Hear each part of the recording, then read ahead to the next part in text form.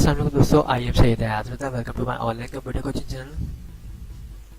दोस्तों, इस वीडियो में मैं आपको बताऊंगा कि हम मैक्रो को यूज़ करने के लिए किस कमांड को यूज़ करते हैं। हम जाते हैं व्यू में, और व्यू में जाने के बाद यहाँ पे राइट साइड पे मैक्रो कमांड का ऑप्शन एक दिख रहा है आपको। ठीक है, एक तो हमारे पास ये तरीका है। सेकंड तरीका ये है, मैं MS Office 2007 यूज़ कर रहा हूँ, और 2007 में अगर हमें मैक्रो का पूरा ऑप्शन चाहिए तो उसके लिए हमें जाना पड़ता है स्टार्ट में। ठीक है, जो ऑफिस बटन जो लिखा हुआ है इस पर हम क्लिक करेंगे। उसके बाद डाउन साइड पे आएंगे और यहाँ पे लिखा हुआ है एक्सेल ऑप्शन, इस पर हमें क्लिक करना है।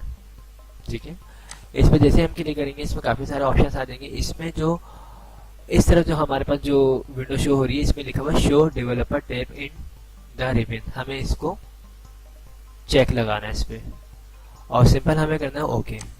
जैसे ही हम ओके करते हैं तो हमारे पास यहाँ पे एक डेवलपर टैब आ जाता है और ये पूरी कमांड मैक्रो की हमारे पास इनेबल हो जाती है। ओके, अब मैक्रो सिखाने से पहले ये जो छोटी छोटी चीज़ें ये बिल्कुल क्लियर करना लाजमी है।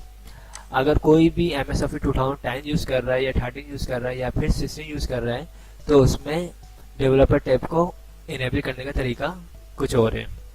तो आए मैं वो भी सिखा दूँ आपको। देखिए, अगर आपके पास MS Office 2013, 16 या फिर 10 इंस्टॉल हुआ हुआ तो आपकी विंडो कुछ इस तरह की आ रही होगी। आपको इस पर क्लिक करना है और आप जाएंगे फाइल में, और इस तरह के आपके पास ऑप्शंस शो हो जाएंगे। इन ऑप्शन में सबसे लास्ट में लिखा हुआ ऑप्शन, इस पर क्लिक करना है।